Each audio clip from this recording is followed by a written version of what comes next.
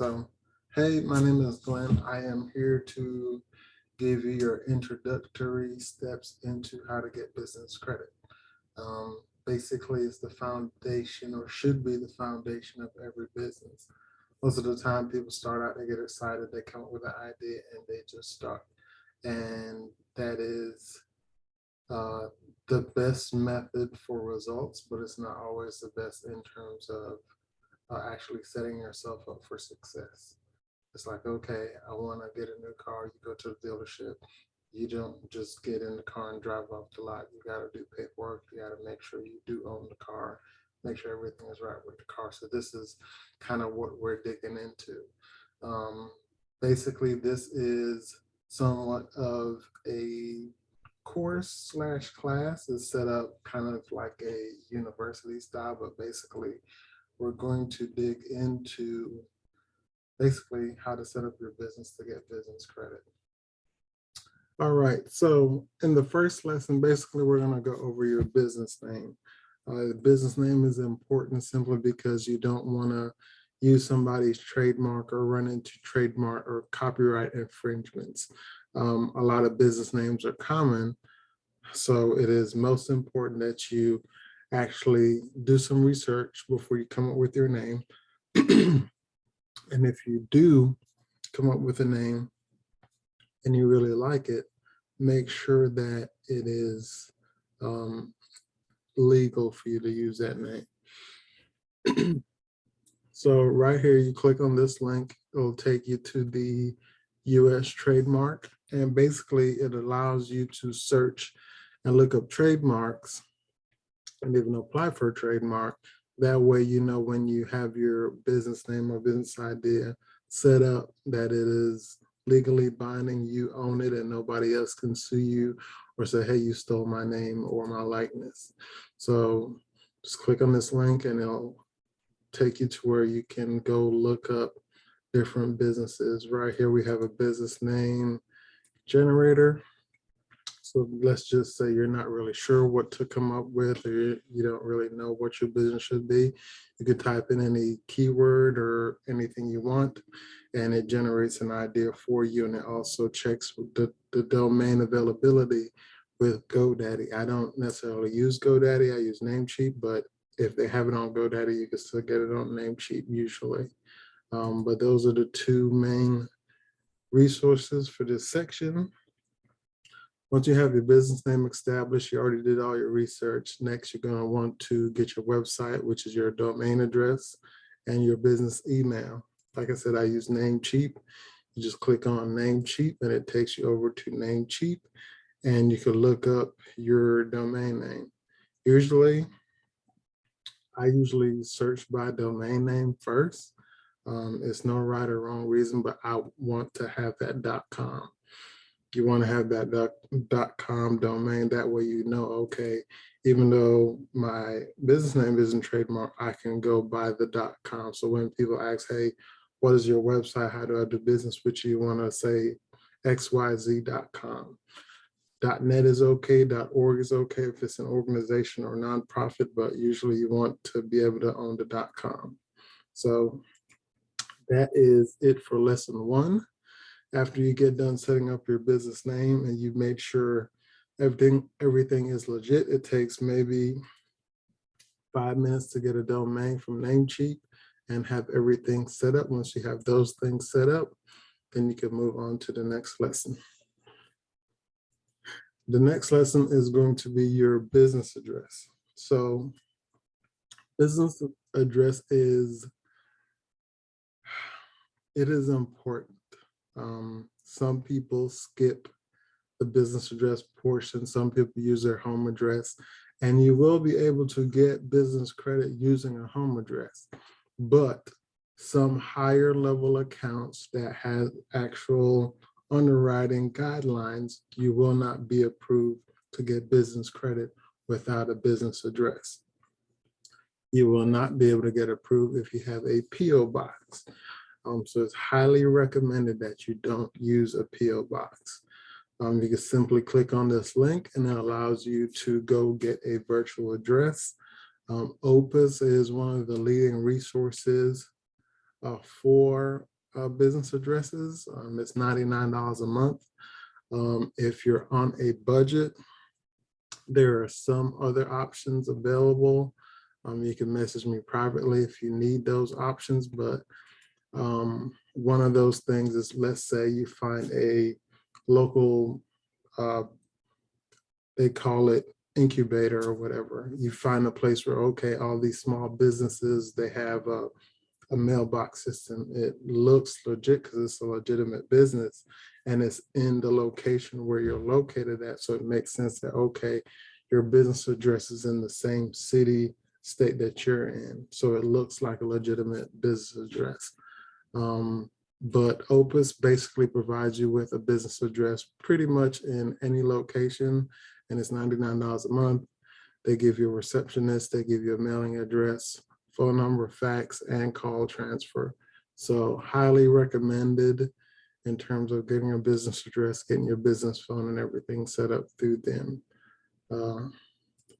So after you get done with those 2 things, you can move on to the next, which is your business phone. Like I said, Opus does provide the business phone. You can get it through them and have an all-in-one service.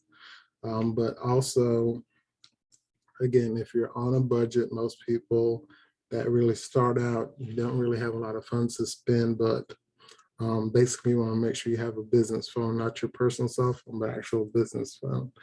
And I will add in the resources to this, but I think it's easybusinessphone.com.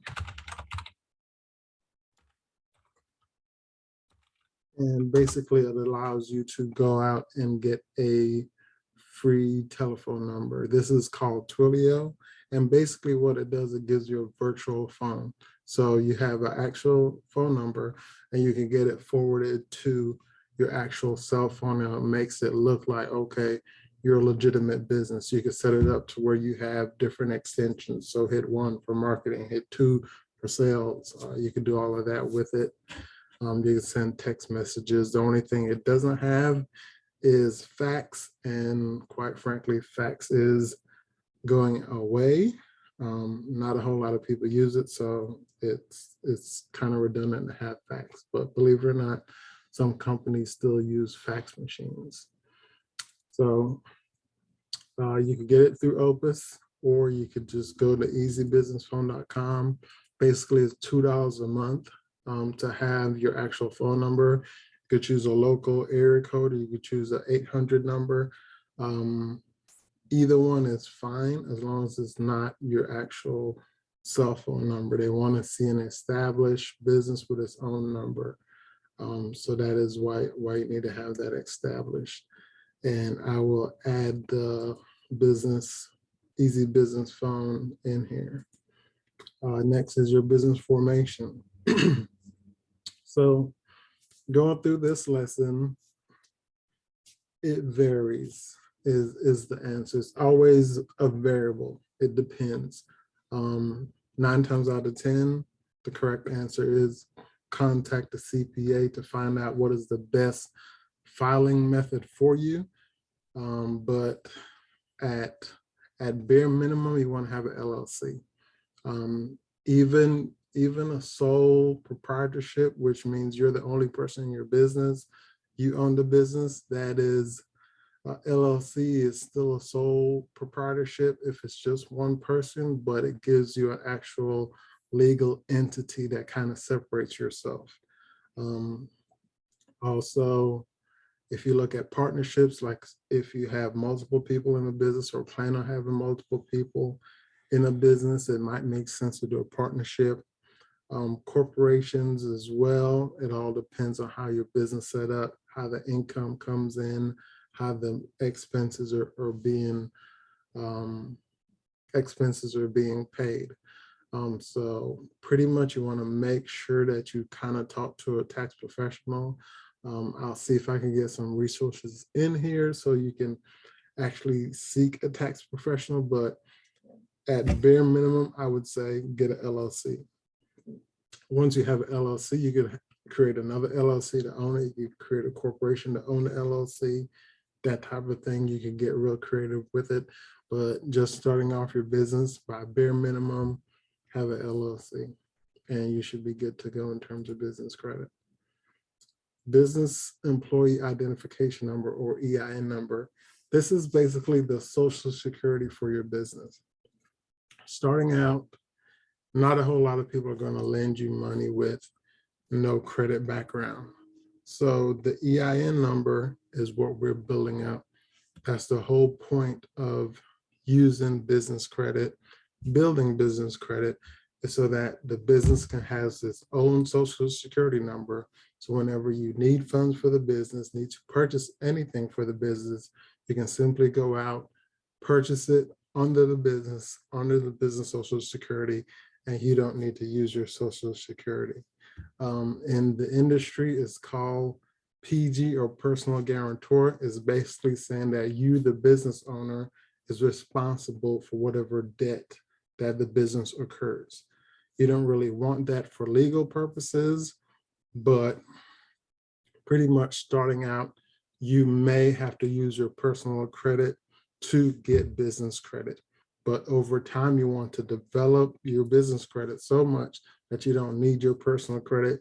You could go out, purchase cars, purchase equipment, purchase real estate, all in your business credit without using your personal credit. So let's say, for instance, something happened in your personal life. Let's say you get into a car accident, or somebody falls on your lawn, or whatever the situation is. If somebody sues you, the person, they can't come after the business. And vice versa, if something happens with the business, somebody wants to sue the business, they can sue the business, and they can't sue you personally, because you have those two entities divided and separated. So that's the whole point of building up business credit. Next, we're going to dig into business licenses. For the most part, this particular item is required in most states. You will have to dig into your state, your industry, to figure out, okay, what type of license do I need? I just learned a couple of weeks ago that you need a business license to have a home business. So if you're going to operate a business out of your home, you need a license for that. To be transparent, I've been operating out of my home for roughly, let's just say 3 years. I've been operating out of my home. I've never needed a business license, used the business license. I do all my marketing online, so I've never used it. I recently moved from Florida to Washington, and I just looked it up to see, and it requires a business license if you're going to be doing business out of your home. Now, obviously, there's some legal jargon, red tape, stuff that you might have to read through to see, okay, is this really a requirement, or they just want me to be pretty much establish my home as a business center. So with that, I would talk to my CPA or my legal representative about that, just to see, okay, do I really need it? For me personally, my business address is in Florida. So even though I'm operating out of my home, my business is in Florida. My business address is in Florida. So I don't need a Washington license because my business is operating in another state. So just to check, if you want to see if you need a business license, basically can come here, you could type in your city, your state, your industry, and see if you actually need a license for that state. So after you get done with that, you may need it, you may not need it. If you do need it, recommend getting it just to be on the safe side. You can go into the next section, which is lesson number 7, your business bank account. Where should you keep your money? I have to change this, but this is a video on your bank rate. But for the most part, your business does not get established until you have an actual business bank account. Pretty much this is the day you legally become a business, even though you did all the paperwork, sign up with the IRS, got your EIN number. They don't really see you as a business until you have a business bank account, a place to actually put your money from the revenue you're generating in your business. So Business bank account, I always recommend going with a local credit union simply because they have low rates. Most of them are business friendly and they offer high credit limits in terms of business credit. Also, I would recommend, I guess, nationwide brands, Navy Federal if you can, Bank of America, Chase, Capital One, simply because, like, let's say you fly to a different city, different state, and you need access to your money, you want to be able to have a physical location to go to. It's not important, it's not a requirement, but if you know you travel a lot and you might be doing business in another state, it might be more beneficial for you to have an actual location that you could go to, say, hey, I'm having trouble with my card, I need to get $5,000 out of my account, or whatever the case may be. But in terms of your business banking, you want to establish a bank account and show that you're getting revenue on a consistent basis. It's called your bank rating. And basically it rates how high, how low your bank account balance is every month. So it helps to have revenue coming in. It also helps to keep actual money in that account. So for that reason, keep that in mind whenever you open a bank account. Don't just open a bank account for the sake of just having a bank account, but actually try to get funds rolling in there. Also, I don't see Chase on here. I highly recommend Chase simply because they have a lot of business credit options available. They do have high limits and they have some introductory rates that are like 0% for new businesses. So I would highly recommend using Chase for a bank account to establish that relationship. All right, and the last thing is a business merchant account. And business merchant account, I don't have one here, but basically it's a way for you to collect money. Think of PayPal, Square, Cash App, things of that nature. Pretty much you want to establish a merchant account. That way you can collect funds. Whenever you collect funds, you can actually show, okay, this is my business revenue. This is where the money's coming from. Not necessarily a requirement for business credit, but it helps. Every little bit that you can build on it helps. So that is pretty much the end of the business credit course in terms of the foundations, getting the foundation set up. After you have the foundation set up, it's time to get your tier 1 vendors. And in the next class, I will talk to you about what tier 1, tier 2, tier 3, what are the requirements for those different tiers and what information do you need. But you cannot move on or try to get business credit with any vendors until you have these set up. The reason being is, as you go along, you're building a foundation. If any of this information is incorrect or set up incorrectly, it's going to delay you getting credit for future vendor accounts. Let's say, for instance, instead of using a business address, use your personal address. Then you get everything set up, you start applying for credit. These different companies, they put down your home address for your business address. Okay, you think you're doing good, you're on the way, and then boom, you want to go to a higher tier level of credit. They say, hey, we show a personal address on file. How come you don't have a business address? You get denied, or they say, you know what, we can only lend you half of what you wanted because you don't have a business address, you're doing business out of your house. You have to go back, get a business address, update the information, not only with the IRS 411, but you still have to go to those other accounts that you have and update all of those accounts. So not only are you going to get declined from other vendors, but you're going to have to go back and do the work over and reset all of those accounts. So it's best to have it set up the right way and be done right the first time versus having to go back and do everything over. So again, that is the foundation of business credit. Go through each step, make sure you read information. Each information has links and gives you the overall view of what should take place, what should happen when you get ready to set up your business for business credit.